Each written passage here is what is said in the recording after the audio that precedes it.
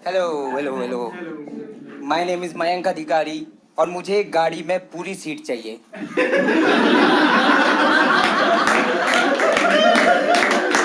ये क्या होता है भैया, तुम तो गोद में बैठ जाओगे।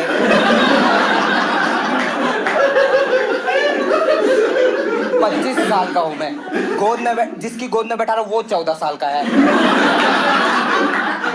14 साल के बच्चे, मैं भैंस कुरकुरे का पैकेट हूँ। कहीं कहीं भी बैठा देते छोटे लोग को यार, कोई इज्जत नहीं दे रहा। कोई कोई नहीं दे रहा यार। एक बार दुकानदार ने मुझे खुले रुपए वापस देने थे तो हरामी लॉलीपॉप देता है, च्युइंगम दे देता, गले में थोड़ी फंस जाता मेरे लॉलीपॉप। भाई तू बता इस उम्र में कहाँ डालूं मैं लॉलीपॉप।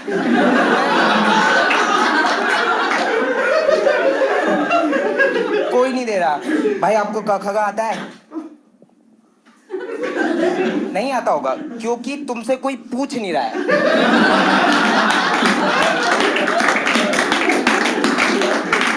मुझसे हर दूसरे दिन कोई बड़ा आदमी कहता क ख ग सुना। क ख ग सुनाने की उम्र, ये टैक्स भरने की उम्र है। कहता तो सैलरी कितनी कमाते हो? मैं कहा क ख ग घ।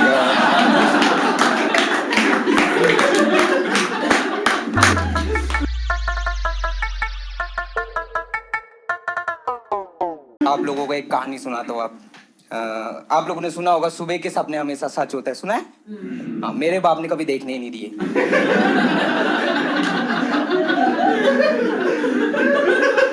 रोज सुबह आके उठा देता था।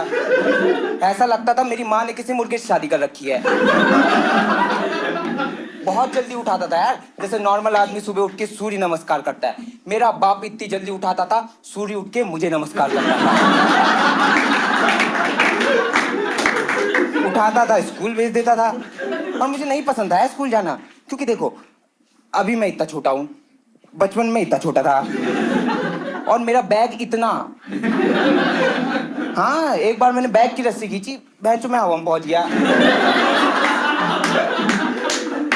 छुट्टी ही नहीं मारने देता था यार। एक बार मुझे बहुत तेज बुखार आया था, 102। तो मैं कहा थर्मोमीटर लेके पापा के पास गया कि पापा आज तो मुझे छुट्टी देनी ही पड़ेगी, आपने 102 बुखार आया है। कह रहे झूठ बोल रहा है। मैं कहा अरे मैं थोड़ी बोल रहा हूँ, थर्मोमीटर बता रहा है। कह रहे थर्मोमीटर झूठ बोल रहा है। मैं कहा आपको पता है ना थर्मोमीटर के अंदर मरकरी होती है जो कि पीरियोडिक टेबल में एक एलिमेंट भी है, मरकरी क्यों झूठ बोलेगी? कह रहे अगर सच बोलती तो आज नोबल गैस होती। नहीं दे रहे भाई, डेली स्कूल भेज देते थे। आप बताओ डेली स्कूल कौन भेजता है? एक पॉइंट पे स्कूल वाले ने चाबी मुझे देनी शुरू कर दी थी। ये ले तू तो आएगा ही। अरे ऐसे कैसे आऊंगा मैं? फिर मैंने प्लान बनाया। उस वक्त हमारे घर में टाइम देखने के लिए मोबाइल वगैरह कुछ नहीं था। पापा की एक घड़ी थी, वो टिक टिक वाली। मैं कहा इसे 1 घंटा लेट कर दूंगा, सुबह बस छूट जाएगी, सिंपल। अब देखो टाइम चेंज करने के लिए घड़ी के बगल में घुमाने वाला दिया होता है, जिसे हल्का सा खींच के अनलॉक करके घुमाना होता है। यही नहीं पता था मुझे।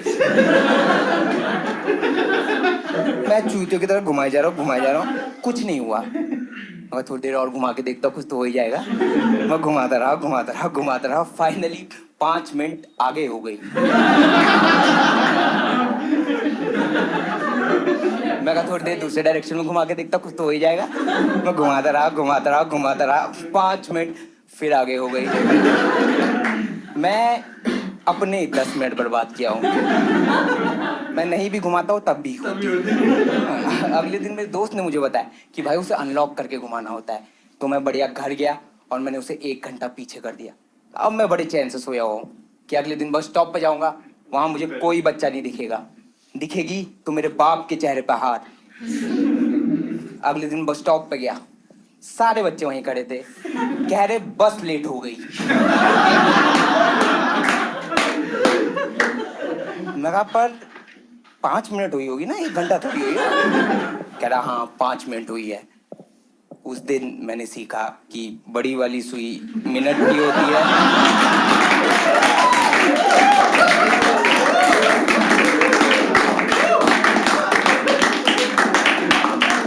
3 बार चूतिया फील हुआ मुझे इस प्लान में।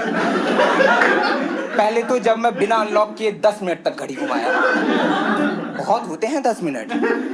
हाँ, आपको पता है भैंस के आगे बीन बजाने से ज्यादा बुरा क्या है? घड़ी का 10 मिनट तक भैंस के आगे बीन बजा।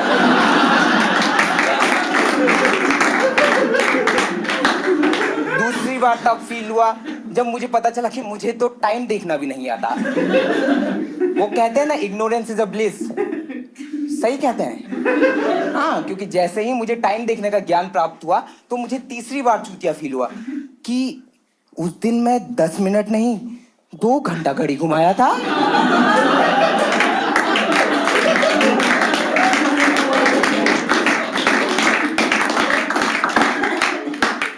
पर मुझे छुट्टी तो मारनी थी, क्योंकि एक तो हमारे स्कूल में 100% अटेंडेंस अवार्ड देते थे, पता है आप लोग को? हाँ, मैं 4th क्लास में था, मेरे घर में 3 ट्रॉफी थी। 1 साल और जीतता भैंचो मेरी मूर्ति लगा देते उसमें। और मुझे डर इस बात का था कहीं मूर्ति मुझसे लंबी ना बना दे।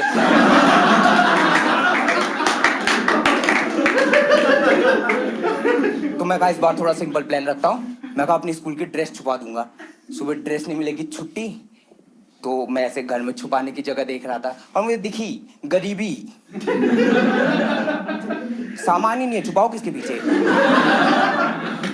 पूरे घर में सामान के नाम पर सिर्फ 3 चीजें थी, एक चटाई, एक खाट और एक टेबल। उसमें भी मेरा बाप बड़े चौड़ में घूमता था, कहता था हम गरीबी रेखा से ऊपर हैं, हम गरीबी रेखा से ऊपर हैं। एक दिन चटाई उड़ गई, कहता नीचे आ गए। इतना खाली 5 पे पंखा चलाओ घर उड़ने लगता था। मैंने तो बोल दिया उस दिन पापा को, इधर आओ इधर आओ, तुम बहुत ही गरीब हो क्या, घर में बिल्कुल ही सामान नहीं है। गुस्सा हो गए, कह रहे क्या बोला, एक और बार बोल घर से निकाल दूंगा। तो मैं चुप हो गया, लेकिन मेरा घर खाली था तो आवाज टकरा के फिर से चली गई।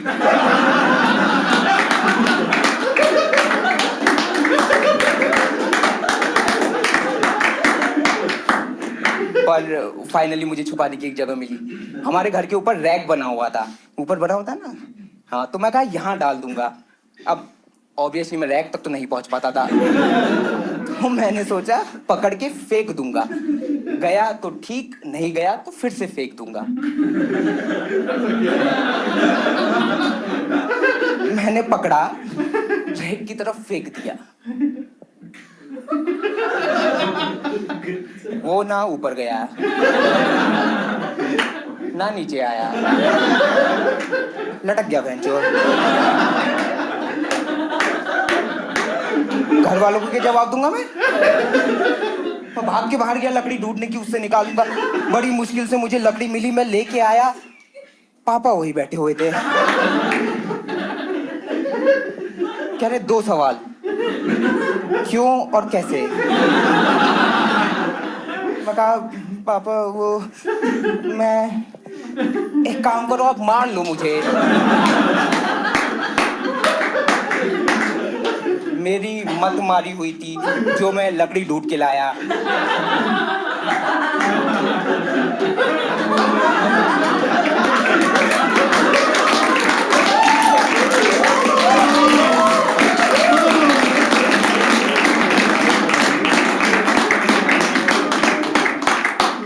इस पॉइंट पे मेरा खुद से भरोसा उठ चुका था। वो तो मेरे दोस्तों ने कहा हम तेरी मदद करेंगे। हाँ, क्लास में 25 लौंडे थे, 25 में से 24 लौंडे मदद के लिए आगे आए। एक लौंडा था अनुराग, उसने बोला मैं तुम्हारी मदद नहीं करूंगा, मैं ये सब गलत काम नहीं करता।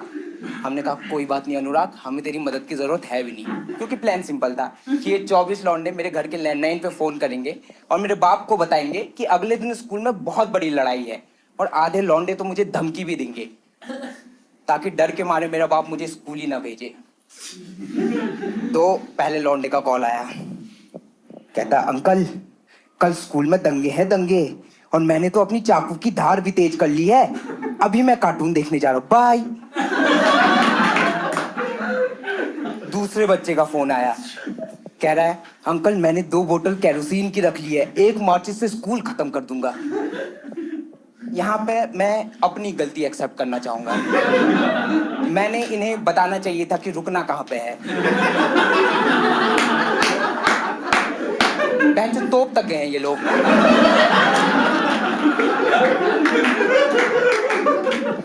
उसके बाद धमकी देने वालों का कॉल आया, उन्होंने तो भाई साहब इतनी बुरी बुरी बातें बोली है, मुझे आज तक दर्द होता है। ये बोलने की क्या जरूरत थी कि अंकल मयंक को इतना मारूंगा और छोटा हो जाएगा।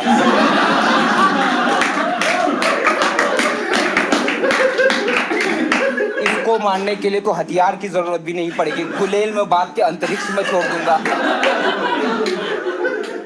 मुझे तो फोन के दूसरे साइड की कॉन्वर्सेशन सुनाई भी नहीं दे रही थी। अगले दिन खुद ही आके मुझे बता रहे हैं कि भाई मैंने तेरे पापा से बोला कि मयंक को चूहेदानी में पकड़ के। अरे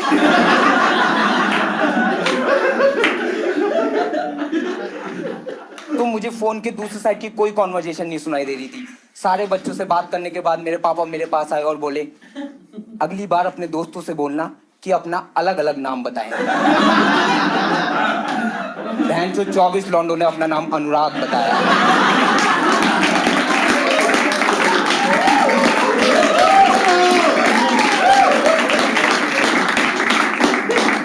पापा कह रहे कि 3 कॉल के बाद तो मुझे तुझसे ज्यादा अनुराग की चिंता होने लगी।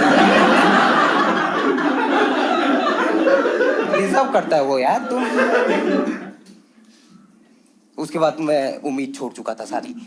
बस मैं अपने बाप को जीतने नहीं देना चाहता था। हाँ, मैं नहीं चाहता तो 100% वाली ट्रॉफी घर आए। हाँ, उस चक्कर में 5 बार तो अटेंडेंस में एब्सेंट मैम बोल के आया। मैम ने बोला ऐसे नहीं होता। मैं कहा कोई बात नहीं, एक रेड पेन खरीद लूंगा और चुपके से अटेंडेंस रजिस्टर में खुद ही एब्सेंट मार्क कर दूंगा। हाँ, तो मैंने घर जाके एक रेड पेन खरीदी और उस दिन मैं बहुत खुश था। मैं क्या, मेरा बाप भी बहुत खुश था। मेरे बेटे को पहली बार वेरी गुड मिला है। आप कहो तो एक्सीलेंट भी दे दूं।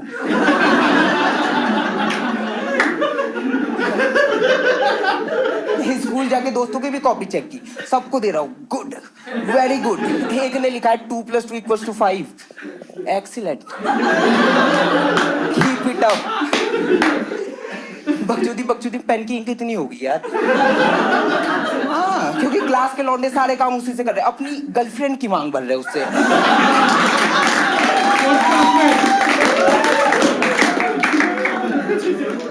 बड़ी मुश्किल से मैं पेन लिया कि भाई मुझे एब्सेंट मार्क करना है। लेकिन इससे पहले कि मैं एब्सेंट मार्क कर पाता, मैम को पता चल गया कि कोई हरामजादा कॉपी चेक कर रहा है। गुस्से में क्लास में आई कि तुम में से कौन कॉपी चेक कर रहा है। एक तो तुम्हारा ही काम कर रहा हूं मैं।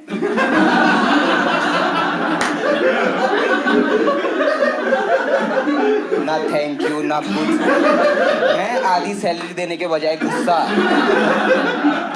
कहती तुम में से जो भी कर रहा है खड़े हो जाओ। मैं खड़ा होने ही वाला था, इतने में पूरी क्लास ने बोला मैम अनुराग कर रहा है।